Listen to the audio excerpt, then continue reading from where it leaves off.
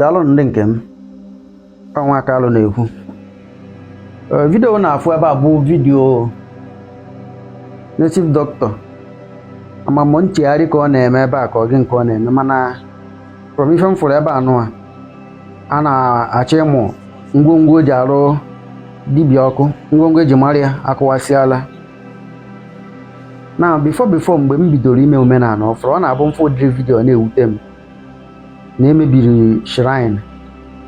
Ọ dịrị vidio mere m ji wee dọka Bible na 2016 mgbe m akpọ ya na amabeghị m ife. A na-abụ mfụ this type of video na-adị ewute m at before, mana kịta ka m bịa tobe na amamife wee chọpụta na all this shrine bụ just personal shop mmadụ, business mmadụ. Majority of all this shrine except more community shrine, majority of all this shrine bụ onye mmadụ si enwe supermarket ma shop ya ọ na-ere afịa, onye aka all this shrine si wee dị.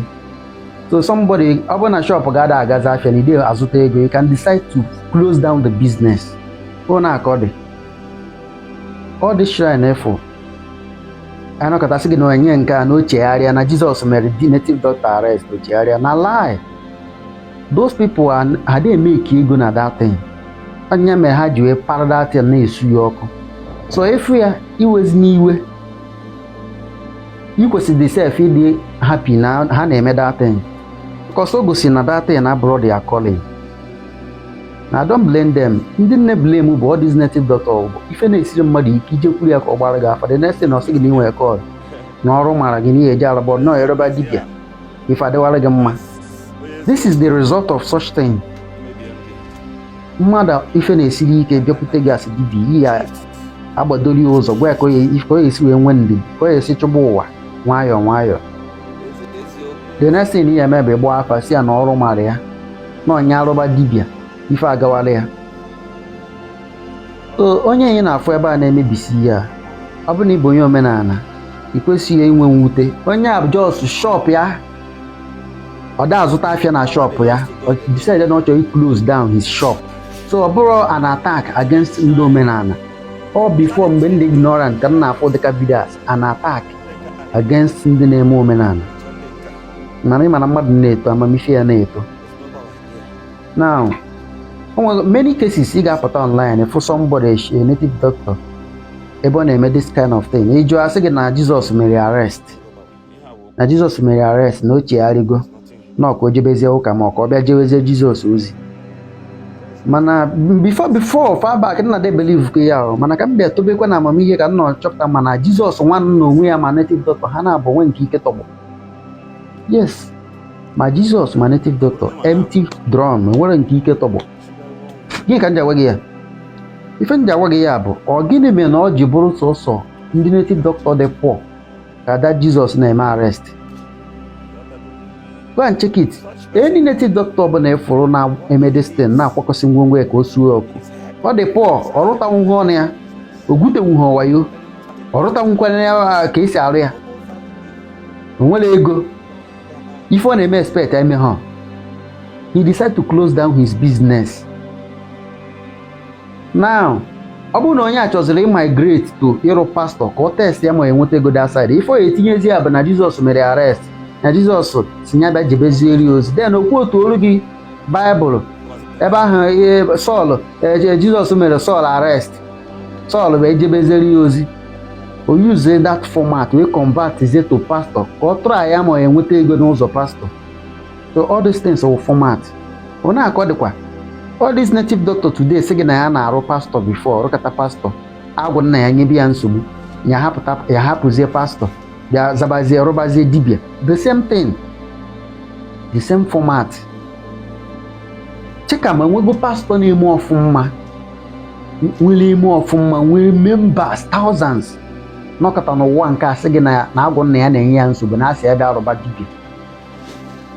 All those poor ones na-arụtara pastor ọnụ ha na-enwere ego ha nwa na-akọ ụdịrị akụkọ a na agwụ nna ha si abịa rụba dibịa.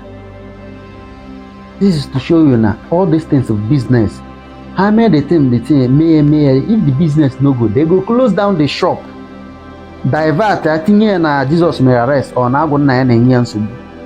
asịkwa gị aro obu na-agụ asịkwa aro obu na-azụ abịakwute ya na format onye akwa ọkụkọ nọ na ezobi nọ na ịma na ha jigo this work wee buru nnukwu ike nakọta ebe akabala akụkọ na Jizọs bịakwa mere akwa ọkụkọ arrest na Jizọs bịa mee ezobi arrest Jizọs bịara mekwe mampasman arrest ọ hapụzie ya eje mebe pastọ. You can never hear of such things. Ebe ị ga na-anụ ya bụ ọnụ ndị dị poor, ndị dibịa na-emetenwu ha ọnụ ha, poor native doctor that cannot boast of 100,000 naira. Ha mee ya ọ gaghị aga abụrụ dịtị ya na mmụọ ọkụ. Poor pastors na-emetenwu ha ọnụ ya, ha mee ya ọ gaghị aga.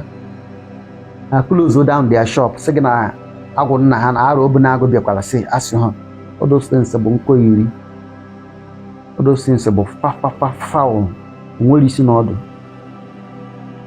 Check godi since ifụbara ndị Jizọs na dibịa Jizọs na-eme arrest. Ifunugo dibịa nwere ego, rich dibịa like Akwa, Ezobi, JCN, Mampasman, all these guys ji ezigbo ego. Ifunugo nke Jizọs mere arrest. Sọsọ nke ọ na-eme arrest bụ all these poor ones. Ọkwefọ ka background ọkwefọ ụnọ ebe this guy nọ na-eme dibịa. The guy afro period ya na dibịa. This is to show you na this shrine bụ shop ha, this is their business. Once the business is not working, they will liquidate the business. Tinyezie na Jesus mere arrest. The same thing with church. Ha made the church mee no member, no money. Tinyezie ya na agwụ nna ha na aro obu na-agụ na-akpọ ha. All these things bụ the same format. So ọ bụrụ bụ onye omenala for this thing, don't iwe na gị feel na attacked. Ọ bụrụ your religion ka na-eme attack. Yeah, just somebody is closing down his business. And then go abụ dibịa wepụta mgbe niile chiri afa na-agwa young boys na young girls na ha nwere call. Stop all that nonsense. O nwere anybody nwere call anywhere. Stop that rubbish na-eme. Onye ọbụla nwere call, onye a eji aka ya na-ebi otisi ya n'aka ya, a na-abịakwute ya na-agwa ya n'aka ya. It was na afa na confuse our young girls na our young boys na-agwa ha na ha nwere call ọbụla anybody nwere. Unu stop rubbish ahụ. Ma ngwa bụ pastọ sị gị na aro obu na-agụ na-akpọ gị, o nwere aro obu na-agụ na-akpọ gị anywhere. Pastor gather work, so you decide to close your shop and change business. You tinye aro obu na-agụ na-agụ na-enye gị nsogbu. O nweghị anything na-enye gị nsogbu. Don't stop rubbish ahụ na-eme. Ọ gwụchakwa ka ọ ha m n'ọnụ.